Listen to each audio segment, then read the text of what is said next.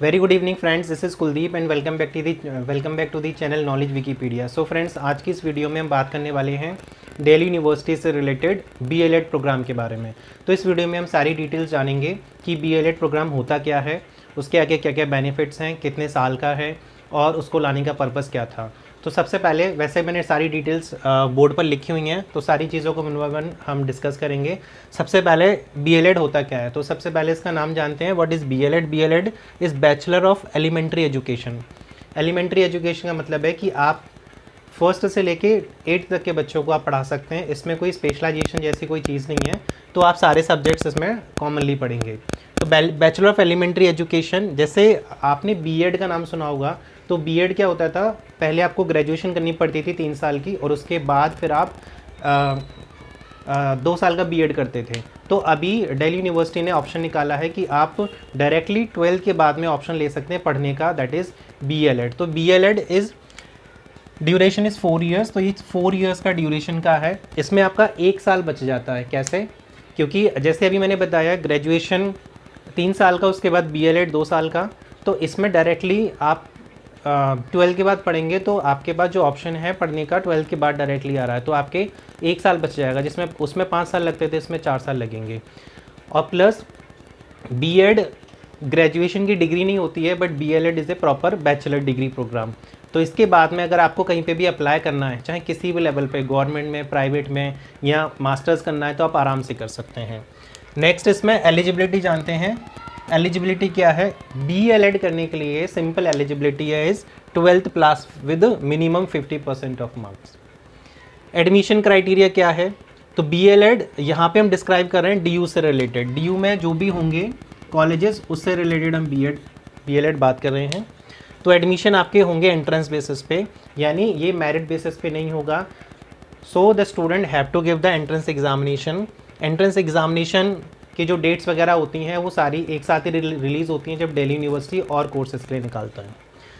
Okay, अब admission अगर इसमें एंट्रेंस बेसिस पर है, तो पता होना चाहिए कि सिलेबस में क्या क्या आएगा। तो सिलेबस में इसमें क्या क्या आएगा?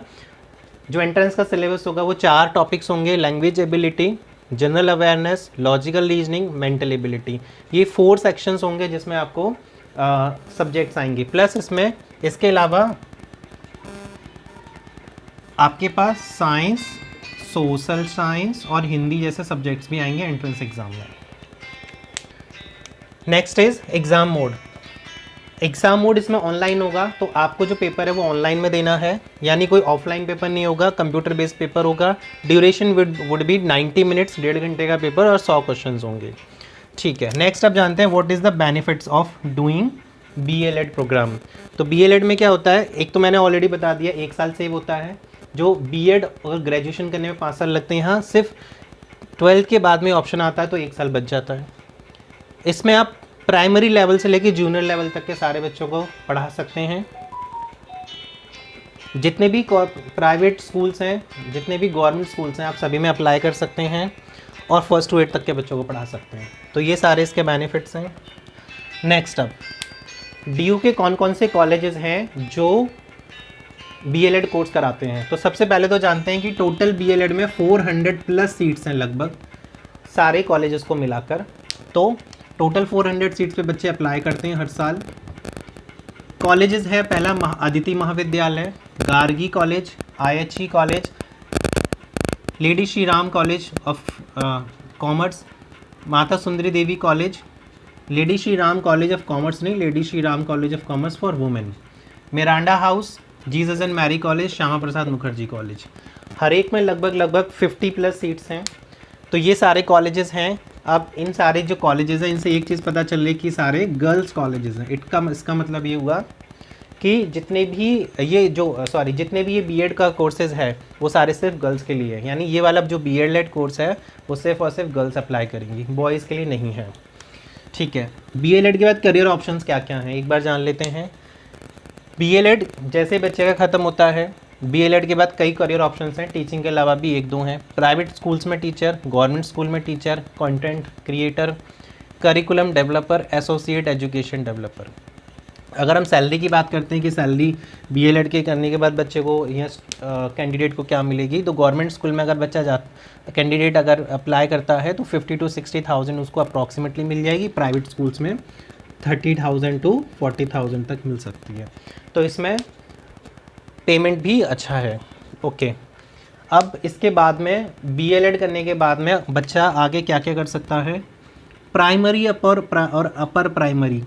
अगर प्राइमरी और अपर प्राइमरी में पढ़ाना है बच्चे को तो टेट और सी टेट को क्वालिफाई करना पड़ेगा, तो वो प्राइमरी अपर प्राइमरी लेवल के बच्चों को पढ़ा सकते हैं। जूनियर लेवल के बच्चों को पढ़ाना है तो टीजीटी क्वालिफाई करना पड़ेगा। सीनियर लेवल स्टूडेंट्स को पढ़ाना है तो पीजीटी पोस्ट ग्रेजुएशन करना पड़ेगा प्लस पीजीटी टेस्ट क्वालिफाई करना पड़ेगा। और अगर कॉलेज लेवल पे पढ़ाना है तो नेट क्वालिफाई होना चाहिए स्टूडेंट का। तो ये सारी चीज़ें हैं आपकी बीएलएड से रिलेटेड। इसमें हो सकता है कोई चीज़ मिस हो गई हो, और जो आपको लगता है कि मिस हो गई तो आप वो मुझे कमेंट में बता सकते हैं। और ये सारा आपका बीएलएड से रिलेटेड टॉपिक था, ठीक है। तो आई होप इससे कुछ ना कुछ आपको इंपॉर्टेंट इन्फॉर्मेशन मिली होगी।